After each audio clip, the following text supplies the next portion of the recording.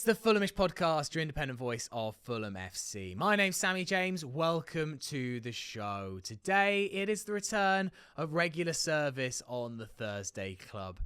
Every Thursday between now and the end of May. Strap in, ladies and gentlemen. On the show today, all the latest comings and goings from Motspur Park. Lots of goings, not many incomings, but there's some rumours to tap into today. We'll also have a little bit of a look back at some of the international tournaments from a Fulham perspective. I'm joined on the Thursday Club, as ever, by Jack Collins. Hello. Hello, mate. How you doing? Good. And we're back in the studio. It's good to be back, isn't it? It's good to be back. The last time we recorded Fulhamish together, we were in a little flat in Duisburg. Yeah. So that has felt like a while. Yeah, but well, we're back. International tournaments are over, and it does really feel like, and you know, obviously England lost the final on Sunday.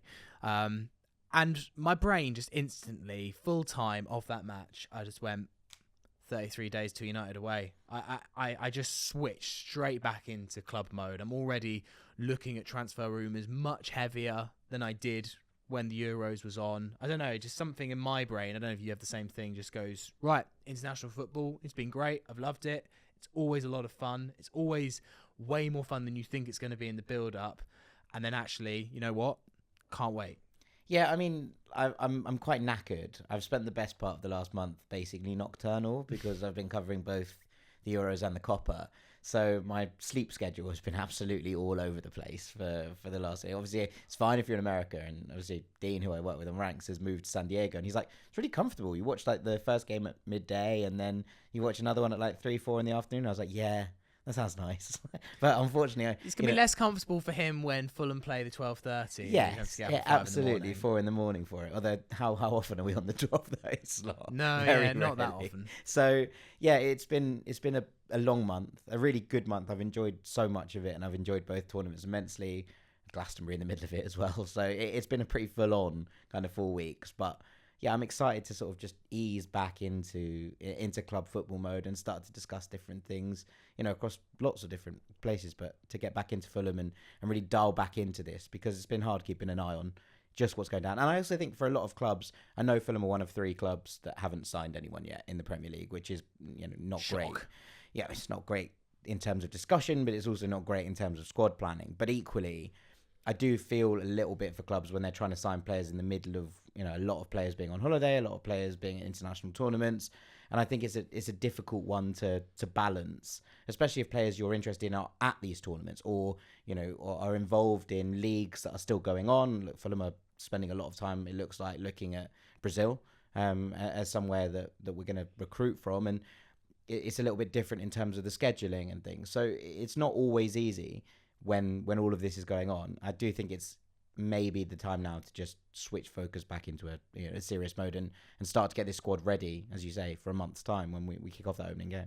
Yeah, it is all rolling around a bit quicker. The squad were back in pre-season on Monday. There was a moment where I saw teams like Wolves were having a friendly and so were United. And I was like, are we even back in pre-season training? Like, what's happening? Like, did we have an extra week's holiday? But no, Fulham confirmed. I honestly wouldn't have hated it even if we had. Like, I think one of the things we've learned from the Euros is that a lot of players are absolutely shattered. So giving players an extra week off, I know there is, you know, flip sides and upsides and downsides to all of those things. But if we had given everyone an extra week off, I know I haven't, I actually wouldn't have been mad about it. Well, yeah, although there was a table I saw on BBC Sport this morning that showed that Fulham had one of the fewest amount of minutes of players that played in the Euros, and presumably actually a large chunk of Fulham's minutes would have probably been Joao Palhinha, who's now gone. Yeah. So I don't feel, you know, for players like, you know, that didn't go to an international tournament, which is the majority of our squad, it's been a good break. Yeah. It's been 2 months since we played a game. Yeah, give them some. I'm glad they've had some time off, because I really do think that it's going to be interesting to see how this Euros and this kind of gap affects players who've had a lot of minutes and then a lot of minutes in the Euros, and then going into next season, I'll be intrigued to see what, you know, for instance, Harry Kane looks like at the start of the season for Bayern Munich, because there was clearly, you know, some sort of issue, whether that be fitness, whether it be an injury, whatever it looked like, there was clearly something up there. And I think that when you then go back into training, what, they're going to get 2 weeks off maximum with a month to go. Like, you know, we're kind of talking in pretty small spaces here. I wonder what that comes to look like when it gets to January.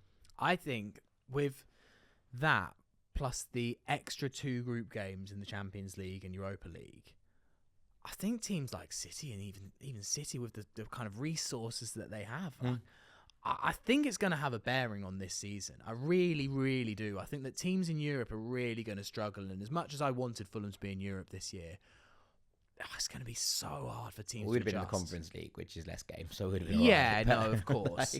I do think it's interesting, and actually what you're seeing from Aston Villa, say what you will about the way that they're going about their business, and some of the sales very questionable in terms of PSR, etc., etc.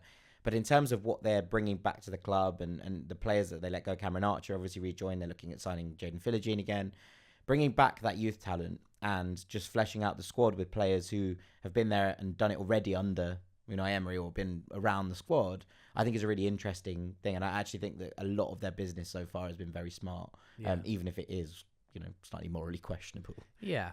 Fulham didn't really get involved in the unofficial transfer deadline day, which, there is the stat that Fulham are one of the 3 that haven't signed anyone.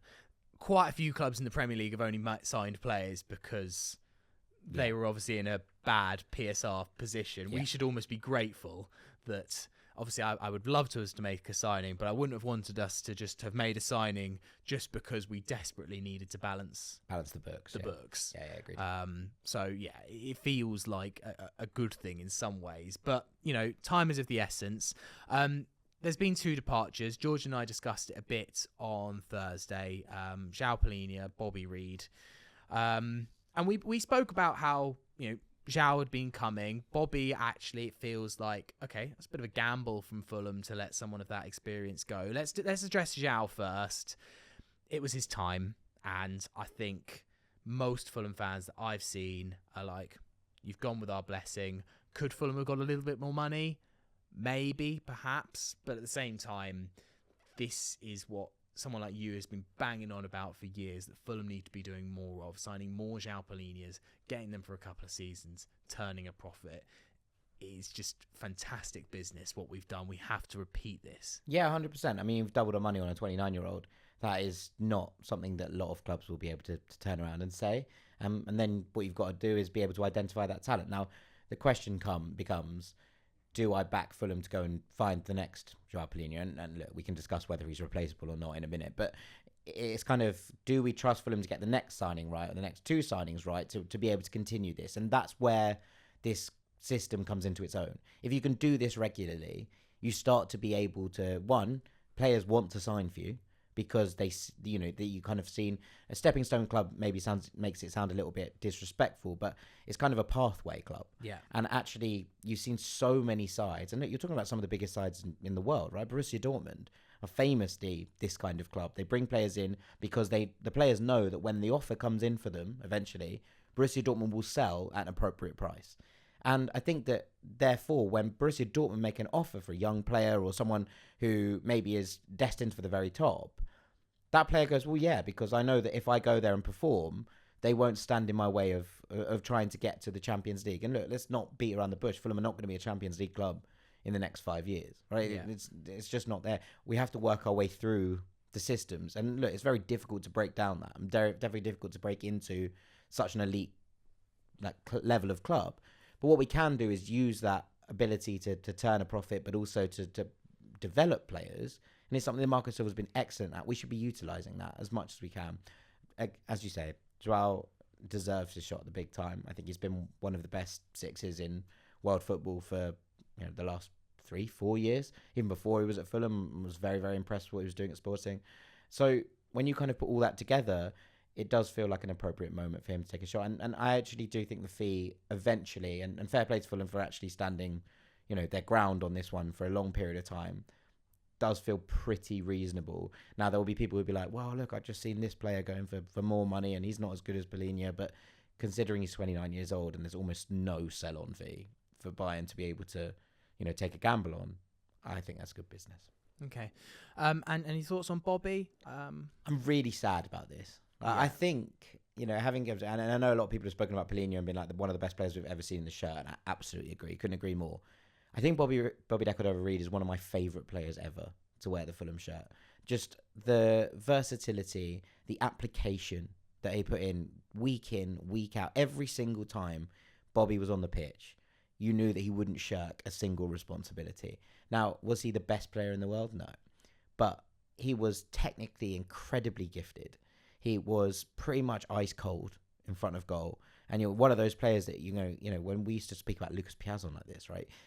When a one-on-one came in this team, I wanted it to be Bobby De Cordova-Reid. That's the player I wanted in a one-on-one situation because I had faith that, like, okay, unless the keeper makes an absolutely unbelievable save, Bobby's going to score.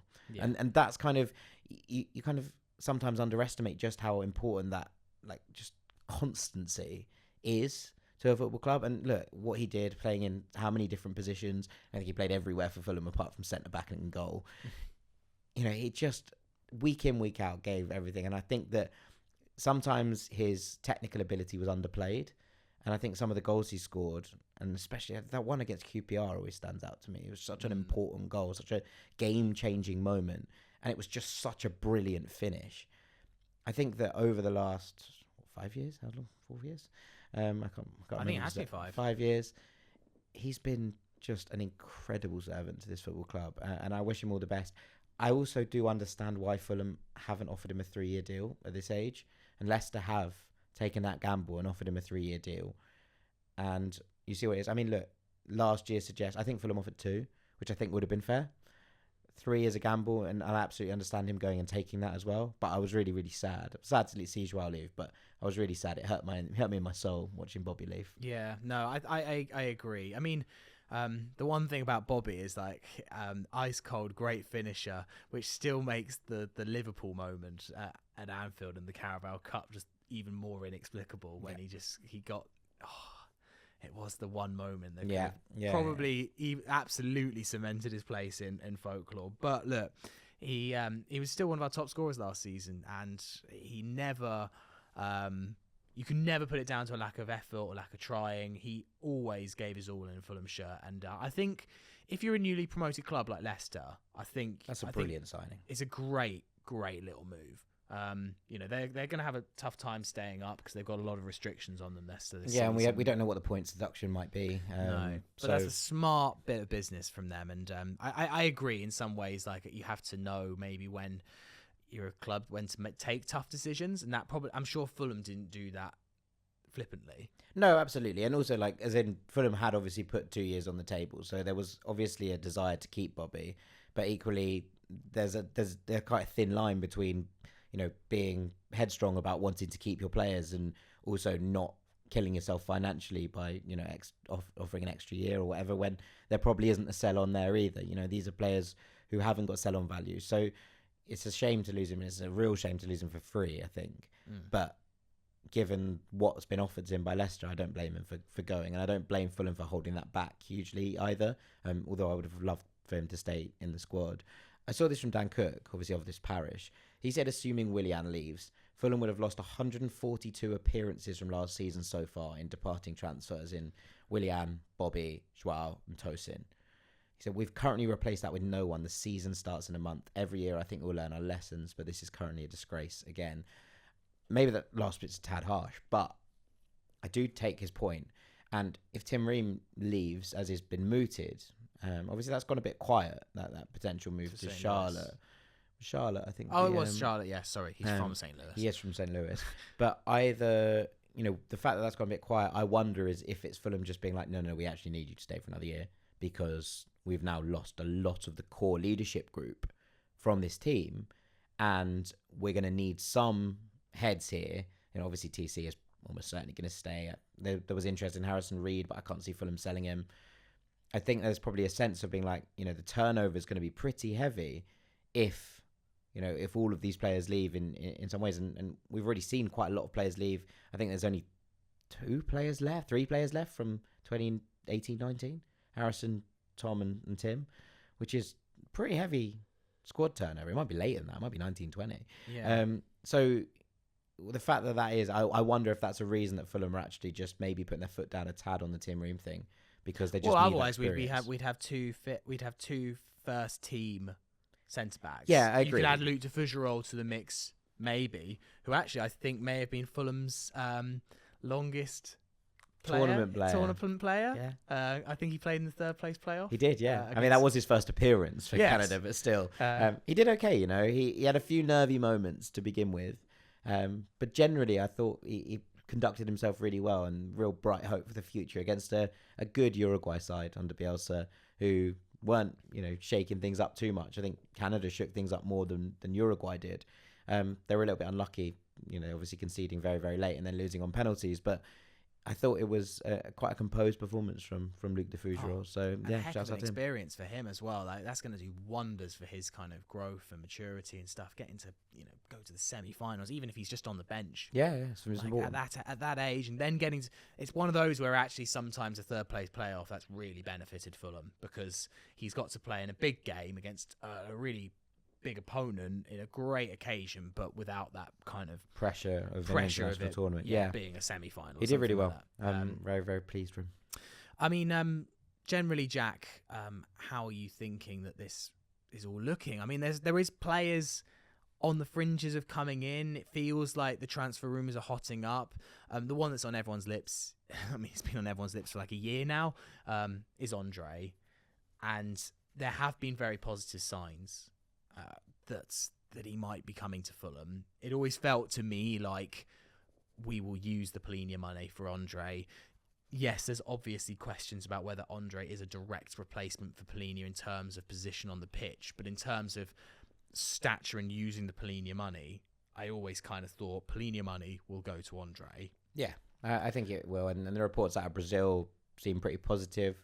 The reports from the UK suggest that Fulham have agreed personal terms, so that shouldn't be an issue. So that bit's already done. It's just a question of the two clubs finding an agreement. And, you know, what I've read out of Brazil over the last couple of days seems that they're inching closer to that, which is a good sign, I think. And look, he's a very, very interesting footballer. And, you know, I speak to a lot of people who cover South America in more depth than I do. And Nathan Joyce, who runs the Copper Club, is really, really hot on André. Thinks he is, you know, the absolute business. Is convinced he's Brazil's next number 6. Different kind of player stylistically, I think, a little bit to Palhinha. He's not physically dominant. He's 5'9", and you know he is not going to be in there winning aerial duels. And I'll come on to that because I think that's important that Fulham address that. But generally, I think that his ability to get around and break up play, his ability to get the ball and get team playing, to circulate in the middle, all of it is really, really impressive. What we've seen from his time at Fluminense and obviously with the Brazil national team, there's not much to hugely worry about, I don't think, in terms of what he brings. And I don't see why that would not translate to the Premier League. You know, sometimes you see a skill set, you're like, well, you're going to have that much time, are you going to be able to have the same kind of freedom of expression? I don't think that necessarily comes into play here. So it's an exciting transfer. I would be wary of only signing André as the replacement, because I think that lack of height is going to be interesting, and that lack of aerial dominance in the middle would probably hurt Fulham a little bit. So I think that there is probably legs in another 6 as well to come in alongside him, to play with maybe 2 deeper players as opposed to a 6 and an 8, which is what, you know, obviously Marco has played with for a little while. So I think it's going to be interesting to see what else happens, but this does seem finally to be moving towards its kind of end game. Yeah, we had an email from Gianluca. I like this.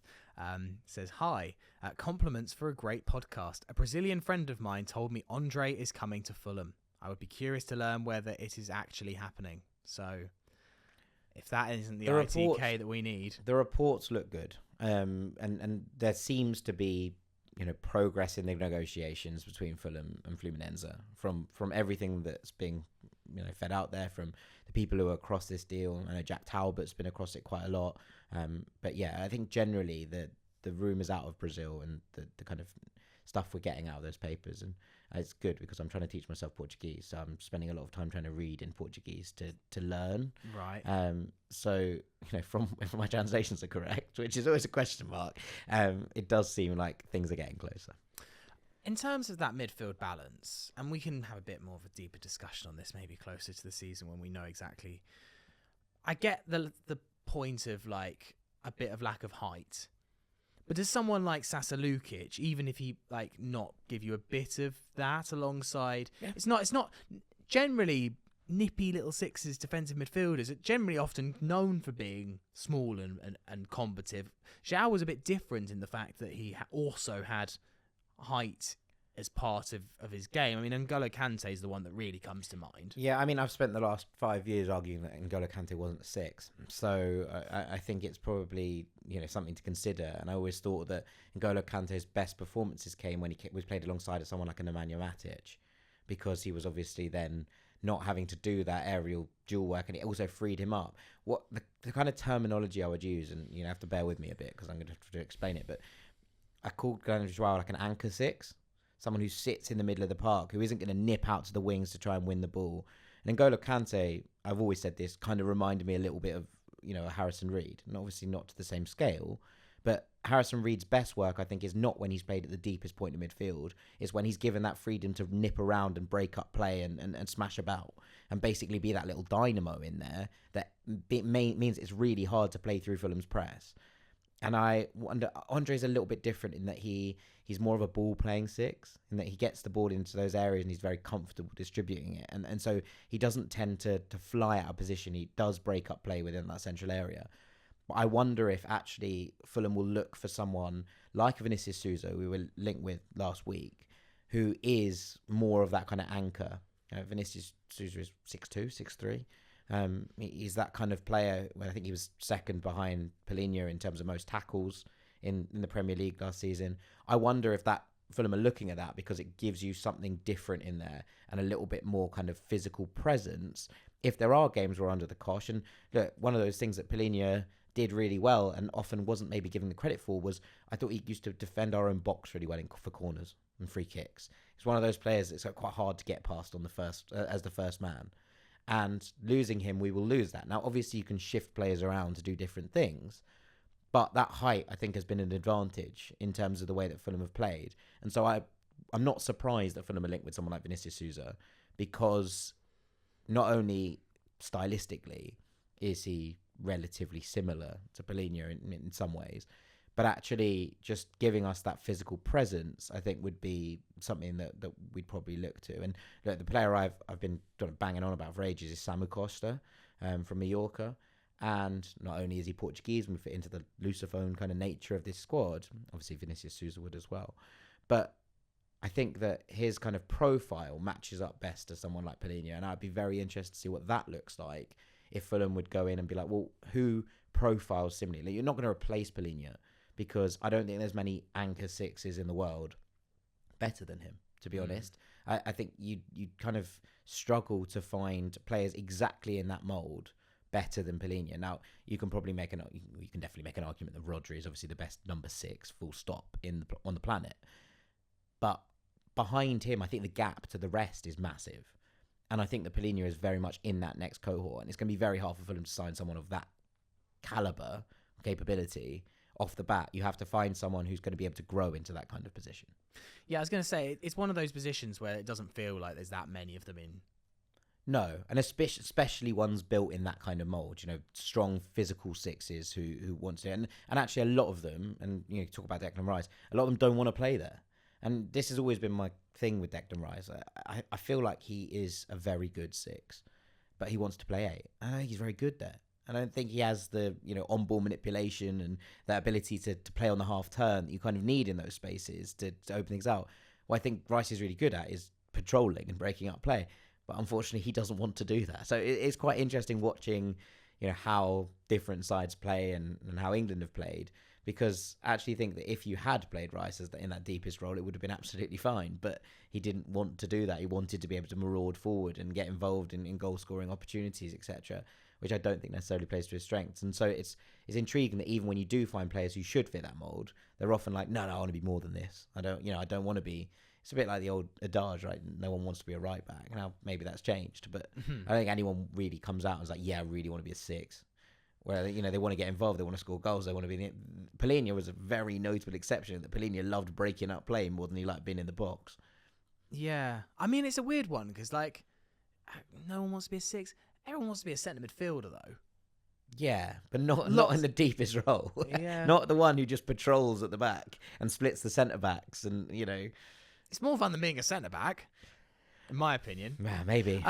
just coming on to Fulham's midfield, and I know there's a long way to go, but and I always slightly have this reservation when I see people talk about transfer windows, because it's all great signing players and stockpiling them up and having loads and loads of options. Can Fulham realistically keep happy someone like an André, a Vinny Souza, but you'd still have Harrison Reed, Sasa Lukic, and Tom Cairney all in the mix? Yeah. Can Fulham keep 5 first-team centre midfielders content for 2 positions? I'm just not sure that we would be able to do that. I think you're probably suggesting at this point that Tom Cairney is going to play most of his minutes at 10 still. He's going to come on to replace that. And then, look, we can come on to Emil Smith-Rowe in a minute. But, whether... If Emil Smith-Rowe comes in, it kind of only really makes sense, especially if it's a club record fee. It only really makes sense to me if Andreas Pereira leaves. And so, because I don't think you buy a player for a club record fee and then be like, well, your second choice 10. And I know that Smith Rowe can play on the wing, but I honestly don't feel like that's his best position, never really have. And I think if you're bringing him in for that kind of fee, you're kind of making him the centerpiece, right? You're giving him that space to be like, right, go on and be the guy. You're coming in here for minutes. There's no way that Emil Smith-Rowe is going to join Fulham to sit on the bench if he could sit on the bench at Arsenal. He's coming in to play. And that's the whole point of this transfer. He wants to go somewhere where he's going to get minutes. I don't think that makes loads of sense unless Andreas leaves. And obviously there have been links. So, maybe there's more going on in the background there than we actually know about right now. Well, we've not just been linked. I mean, it's been reported today by The Athletic that Arsenal have turned down a bid. So Sorry, no, I mean for Andreas. Oh, right. I see. Yes. Maybe there's more going on in the background with Andreas leaving than we're maybe aware of, because I just don't understand why Fulham would put a club record fee on the table. And we know how much Marco Silva loves Andreas Pereira. This isn't news. He plays him every single minute he has the opportunity to. And, bear in mind, Iwobi can play in there as well. So, and Wilson. Yeah, and Wilson. Although, to be fair, we don't have any other right wingers anymore. So No. Wilson's going to have to play on the right. But you kind of look at it and think, well, how is this all going to fit together? I kind of see Tom Cairney stepping out into that role when he comes onto the pitch, taking or coming on and maybe being a bit more withdrawn as a thing if we're defending a lead, etc. That's kind of where you look for Tom Cairney there. I think you could keep 4 centre midfielders happy. Yeah, I don't buy that Fulham are going to... I think Andre's looking really likely. I think that's looking good, and I think we can be excited about that. I just don't... I think my hunch is that come September the 1st, because I'd say it would be at United away, but we all know that United away will be some sort of makeshift team, and the real team will be probably the one that plays against West Ham, which I think is 4 games into the season, as ever. I think you will have André, and I think you will have one of Reed or Lukic alongside him. Yeah, I don't think that's necessarily wrong. The other one that's slowly moving that I'm really interested in is that Fulham are looking at signing Richard Rios from Palmeiras in Brazil. Now, he's a Colombian centre midfielder, and he has set the Copa America on fire. Now, really interesting career, played futsal as a youngster, couldn't get any trials in Colombia, moved to Brazil, real late bloomer, and has come through at Palmeiras, been brilliant. And to be honest, behind James Rodriguez was my player at the tournament, the Copa. I thought he was absolutely sensational. Not only has that kind of steel with being able to win the ball deep and kind of fight for it, but also that futsal education means he's unbelievably good on the ball. Surely that makes him a level above Fulham then. Well, he's really good, but there's the body of evidence is still quite small, if you know what I mean. And also, obviously he had a great tournament. Fiorentina are interested as well. Fulham are interested. There's a couple of other parties sniffing around. Villarreal, I think, have had a bid rejected. But when you kind of look at that and you think, well, who's got the money out of those 3 teams? The answer is Fulham. Who's got the money to play Palmeiras what they want? It's probably us. So when you're kind of looking at all of those elements of it, Richard Rios, if we can get him in for a relatively decent fee, I think is another one you could flip for a profit very, very quickly. But it comes with an element of risk. Again, the body of work's quite small. I'm not just talking about the Copa, but obviously went back and then watched some of him at Palmeiras to try and get a flavour of what he's been doing there as well. He's very, very talented. On ball, very, very good. Quite happy to stand a player up. Something you don't really expect from a centre midfielder. Quite happy to get into those positions in the end of the box, stand a player up and kind of go past him like a winger. It's been really interesting watching that kind of duality at this tournament and seeing how he plays. And I've been really, really impressed with what I've seen from him so far. So those rumours have got me a little bit excited. I do think that he would be a very interesting footballer to bring in if Fulham can get that one over the line. The one position that I've not heard much about, unless I've missed something that you've seen, is centre-back. There is a gaping hole. Yeah. There is a tossing-sized hole. Look, I also could see Issa and Calvin starting the season. Maybe Tim Ream as your backup. Maybe Defugerol in there as kind of option 4. That isn't beyond the realms. No, I don't think that's beyond the realms of possibility, and I also don't think it's the end of the world if Fulham start the season with that. But you'd hope that there is at least one more coming in, because a serious injury there to say Diop, and you're back at Tim Ream and Calvin Bassey both wanting to play on the left side, or you're throwing a very raw Luke Defugerols in for an entire season. They're risky business. So I'd be very surprised if Fulham don't sign another. There was obviously quite a lot of talk at the start of the window about Trevor Chalobah and him potentially coming in. But now that their PSR deadline's passed, that now feels much less likely. True, but they also have a lot of centre-backs. And I wonder if he just needs to get out for minutes more than anything else. And I wonder if that's something that comes into play, where he goes, well, I'm now currently 6th choice centre-back at Chelsea. It's quite long. With the manager who's almost certainly going to play 4 at the back. That's probably not going to be getting that many minutes. Now, a lot of Chelsea fans were pretty disappointed to hear that he was potentially on the exit, going for the exit door. I don't think there's much between Chalobah and Tosin. I don't think that there's a huge amount of difference between where they both are in their careers right now. So in terms of bringing him in for that respect, you'd be filling a gap, that quite well, I think, in terms of what the profile is, but also just in terms of the level. You're not really dropping off at all from Tosin.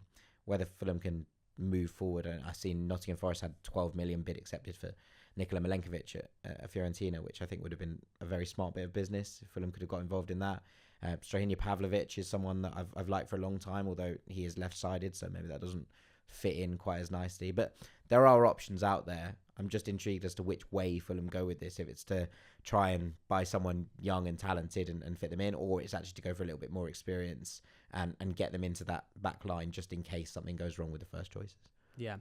And then, Jack, an interesting one, Fulham's pre-season is fairly low-key, it feels like, at the moment. There's no big tour. I think we're going to Portugal. We've announced a game against Benfica at the Estadio Algarve. Yeah, we're going to Faro again. And we're playing Hoffenheim the week before the season starts. Now, that, I think, is a clear indication how much work is being done at Craven Cottage. Yeah, and I also think the fact that the first game away is something that Fulham have asked for, if I'm not mistaken. It is. So, yeah, they're trying to get this done. Yeah, but because we nearly always, I think I can't remember a season where we've not played a home friendly, and I think that is a clear indication of how much. I've seen a few photos and videos of the cottage, and it looks like a hell of a lot of work is happening, particularly behind the Putney end. I wonder if they're going to be trying to open that new entrance for the away fans by the start of the season. Be interesting to see if they get it done. They've got till August the 24th to do what looks like a lot of work, but. I wondered if, last season, George and I went out to America and we were at that Premier League summer series. He never really outwardly said it, but I never massively got the impression that Marco loved it.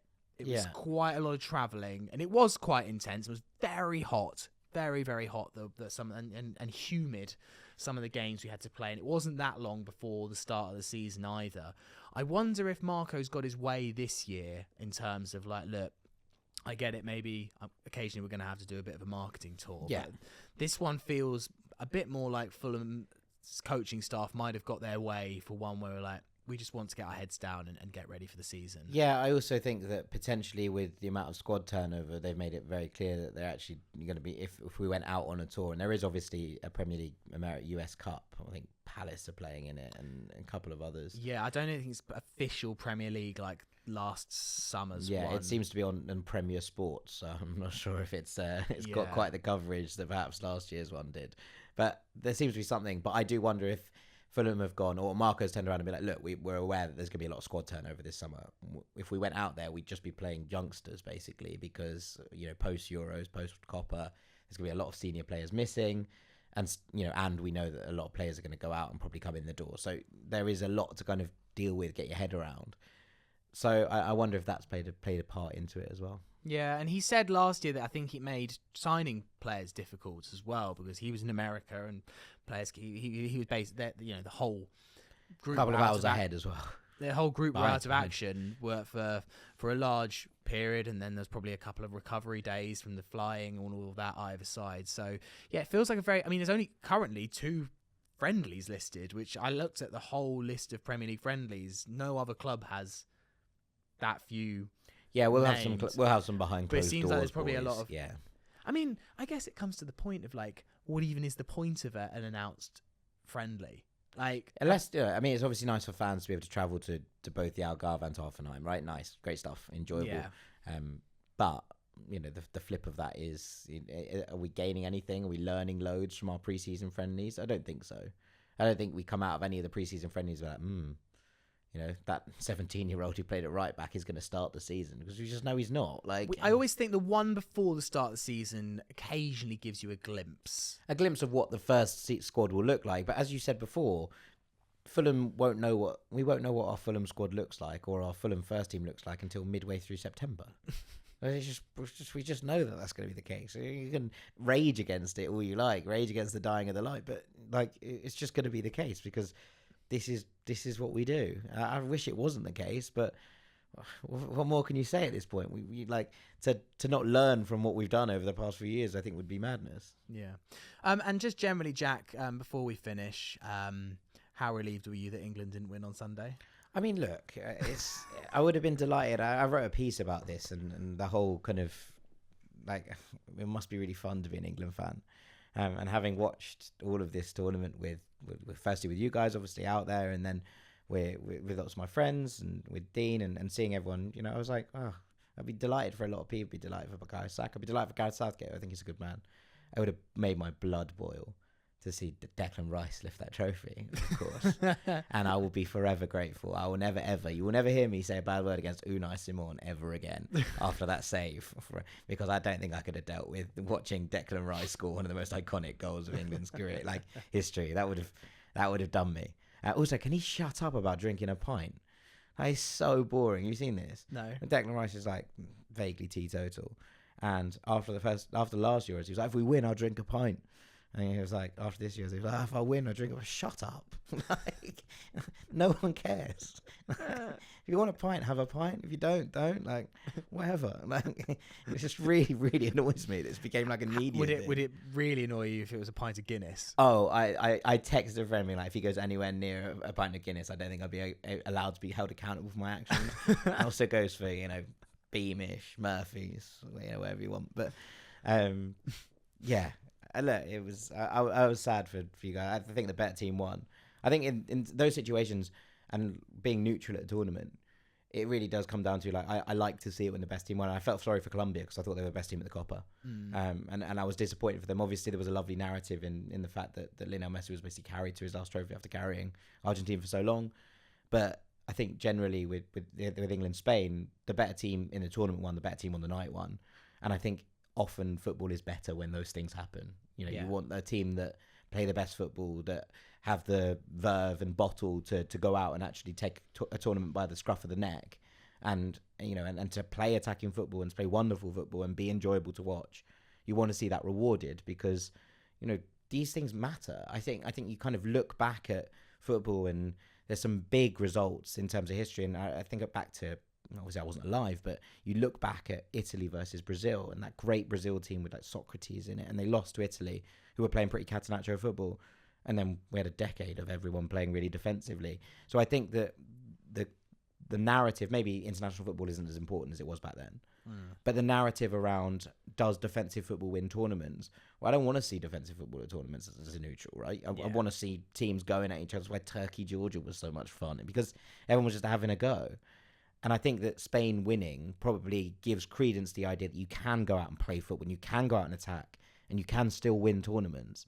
And that, I think, is important and good for the general narrative around football. No, 100%. I mean, a lot of games at Euro 2024 absolutely stank. Yeah. And also a lot of the big teams, I think France, you know, England, I think the two best teams at the tournament were Spain and Germany, right? And it's a shame in many ways that we got them in a quarter-final, because actually that would have been a phenomenal final considering how good that game was. but they were two teams that came out and played. And yes, okay, you can say that these defensive methods get you places, and you look at Portugal in 2016 and, obviously England getting to a final here. But I think that when the more attacking team wins, or the team who are willing to put a bit more risk on the table, it's usually better for the game. And obviously a lot of Fulhamish listeners hail from the US of A. Yeah. And they had a pretty traumatic exit from Copa America. It was the Panama game really that cost them. Obviously they did lose to Uruguay, but I think they would have expected not to get too much out of that game anyway. And Anthony Robinson was it was hit from his side where Panama's winning goal came. Obviously US had been down to 10 men for a large chunk of that game from a really naive red card, I think is the right word, from Tim Weah. But yeah, I mean, obviously, for Tim and Anthony, that would have been a really tough tournament. And, Greg Berhalter's now gone. I wonder if that might mean that we might see less of Tim, because it seemed like, wasn't Greg Berhalter's biggest fan, but he did seem to have quite a love for Tim Ream and his experience. I wonder if a new coach might think, actually, time for the new wave. I think Anthony Robinson's place is pretty secure no matter who comes in. Yeah, I'd be surprised if a new coach, whoever it is, doesn't want Tim Ream involved at all because of his experience in that dressing room. And I think that team is, whilst it has some big players, lacking a little bit in just experience in the game and just that kind of level of maturity that someone like Tim Ream shows on a regular basis. So I wouldn't be surprised if he's still in and around the squad, but it might be bad for his minutes, is probably how I'd put it. It was, I don't think it could have gone much worse from a US perspective, to be honest. And obviously come down to that Uruguay game and the goal that probably shouldn't have stood for what it's worth. I thought it was offside. It's really odd how they managed to get that wrong. I don't know how they managed it, but I don't think we should be looking at, from a US perspective, that game against Uruguay and thinking, well, what if? Because it shouldn't have come down to that. That game against Uruguay should have been hey, we can win the group if we win this one, not oh my God, we need to win to stay in the competition. And I think when you kind of look at how things panned out in that Panama game and the fact that they were winning and the fact that even with 10 men, they should have been able to see that game out. Well, even a draw wouldn't have been a disaster. Even a draw wouldn't have been a disaster. And to go and lose that game, I think that's where the tournament falls apart. And then suddenly you need to beat a Bielsa Uruguay side who ended up in the semi-finals and beat Brazil to get through.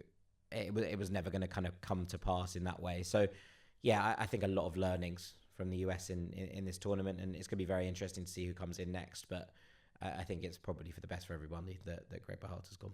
Yeah, and just generally, not a lot of Fulham representation in the end, like last stages of the Euros. Obviously, Palhinha is no longer a Fulham player.